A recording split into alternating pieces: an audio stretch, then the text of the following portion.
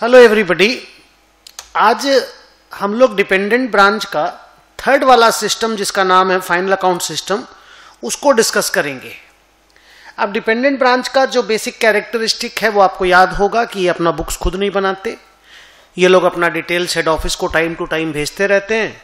Accordingly फिर head office उसको लेकर के रिकॉर्ड करता है और प्रॉफिट एंड लॉस वगैरह बनाता है, पता करता है। Data system, stock and data system और फाइनल अकाउंट सिस्टम, 3 सिस्टम थे।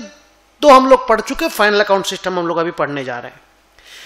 क्या होता है फाइनल अकाउंट सिस्टम में? पहला लाइन अगर मैं बोलूं तो इस सिस्टम में हेड ऑफिस जो ब्रांच से रिलेटेड ट्रांजैक्शंस को रिकॉर्ड करता है ना, वो नॉर्मल जैसे purchase, sale, salary, rent, depreciation, debtor, creditor वगैरह का जो नॉर्मल रिकॉर्डिंग होता है ना, वैसे ही रिकॉर्ड करता है और फिर वहीं से ना trading and profit and loss account बना देता है ब्रांच से रिलेटेड। अब ब्रांच का अगर trading and profit and loss account बनाएगा हेड ऑफिस, और इसीलिए तो फाइनल अकाउंट सिस्टम बोला जाता है इस सिस्टम को, तो उसको क्या क्या चीज ध्यान रखना पड़ेगा? 1, trading and profit and loss account एकदम नॉर्मल बनेगा इनकम और एक्सपेंस को लेकर के। खाली ध्यान ये देना पड़ेगा कि अगर इनवॉइसिंग हो रहा है तो ओपनिंग स्टॉक को, गुड्स सेंट टू ब्रांच को और क्लोजिंग स्टॉक को कॉस्ट पे लाना होगा। अगर इनवॉइस प्राइस पे है, अगर एचओ ब्रांच को इनवॉइस प्राइस पे माल देगा तो ये डेटा सब इनवॉइस प्राइस पे रहेगा। अगर इनवॉइस प्राइस पे तो इनको कॉस्ट पे ले आइए, लोडिंग एलिमेंट को माइनस कर दीजिए। फॉर एग्जांपल अगर 100 का माल 120 में भेजा जा रहा है और 120 क्वेश्चन पेपर में दिया हुआ है तो उसको 100 बना दीजिए। कैसे बनाओगे? 120 माइनस 1/6, आप जानते हो ये चीज।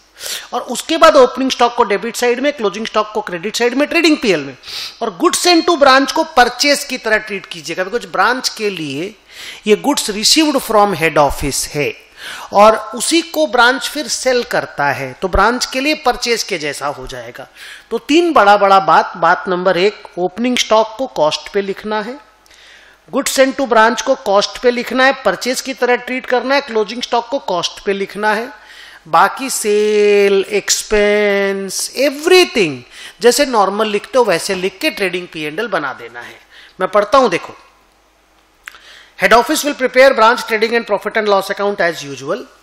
1 number point, find opening stock at cost, find goods sent to branch at cost and treat it at purchases, find sales as usual, find closing stock at cost, difference will be gross profit.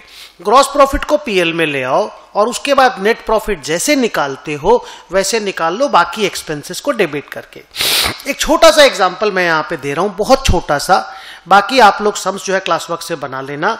मान लीजिए नया branch है, okay, और opening stock इसमें नहीं है, क्योंकि नया ब्रांच है तो ओपनिंग स्टॉक नहीं होगा ना, तो ओपनिंग स्टॉक नहीं है, बाकी सारा डेटा है। अब देखो, goods sent to branch 1 lakh and see there is no invoicing detail, तो ये goods sent to branch at cost है, goods return by branch at cost है, तो हम लोग बोले इसको परचेज की तरह ट्रीट करेंगे, तो ये परचेज रिटर्न की तरह ट्रीट हो जाएगा।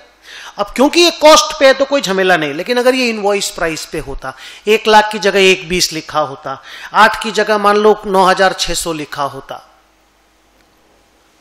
तो हम लोगों को इसको कॉस्ट पे ला करके फिर ट्रेडिंग पीएल बनाना पड़ेगा। तो remember, goods sent to branch ये क्योंकि कॉस्ट पे है कोई प्रॉब्लम नहीं, गुड्स रिटर्न बाय ब्रांच को कॉस्ट पे है कोई प्रॉब्लम नहीं, इसको परचेज बोलेंगे, इसको परचेज रिटर्न बोलेंगे। कैश सेल सेल है, क्रेडिट सेल सेल है, कलेक्शन फ्रॉम डेटर मीनिंगलेस है क्योंकि हम ट्रेडिंग एंड P&L बना रहे हैं। बैड डेट खर्चा, एक्सपेंस पेड खर्चा, क्लोजिंग स्टॉक कॉस्ट पे है तो कोई प्रॉब्लम नहीं है, ट्रेडिंग में बाय क्लोजिंग स्टॉक लिख देंगे। रेमिटेंसेस का हमको जरूरत नहीं पड़ेगा क्योंकि ट्रेडिंग पीएल बनाने में ये सब रेलेवेंट नहीं है। आउटस्टैंडिंग एक्सपेंसेस लिखा है 4000 रुपया, तो अपन बोलेंगे एक्सपेंस पेड 6000 और आउटस्टैंडिंग 4000, तो टोटल एक्सपेंसेस 10,000 है। जब पीएल बनाएंगे तो टोटल एक्सपेंस को 10,000 को P&L में लिख देंगे। तो अब यहां तो क्योंकि इनवॉइसिंग ही नहीं है तो मैंने ओपनिंग स्टॉक को, परचेज को और क्लोजिंग स्टॉक को इनवॉइस प्राइस से कॉस्ट प्राइस पे कन्वर्ट ही नहीं किया क्योंकि मेरे पास कॉस्ट का ही डेटा दिया था। पर अगर इनवॉइस प्राइस देता तो तुम कॉस्ट पे ले आते, तुमको थोड़ी कोई प्रॉब्लम होता। आओ ट्रेडिंग पीएल बनाते हैं। ये देखो परचेज की तरह, 2 goods sent to branch, 2 goods return by branch, purchase less purchase return 92। ये देखो सेल्स, कैश सेल कितना है, कैश सेल है 13, क्रेडिट सेल है 124, मैंने लिखा सेल की तरह, टोटल सेल आ गया 137। ये क्लोजिंग स्टॉक हमको दिया हुआ था, मैंने लिखा total 167, total 167, this came as gross profit. Gross profit को नीचे ले आए, 2 बैड डेट लिखा, 2 एक्सपेंसेस लिखा, नेट प्रॉफिट 60,000 निकल करके सामने आ गया। सो व्हाट वी से कि डिपेंडेंट ब्रांच में ट्रेडिंग P&L बनाना हो, अगर फाइनल अकाउंट सिस्टम से सम को सॉल्व करना हो तो कुछ करना ही नहीं है बेटा, खाली ओपनिंग स्टॉक परचेज और क्लोजिंग स्टॉक को कॉस्ट पे लाके यूजुअल ट्रेडिंग अकाउंट बना लो, जैसा 11th 12th बीकॉम में बनाते थे। आपका सम सॉल्व हो जाएगा, नेट प्रॉफिट निकल करके आ जाएगा। आप पूछ सकते हो सर ये नेट प्रॉफिट अल्टीमेटली कहां जाता है?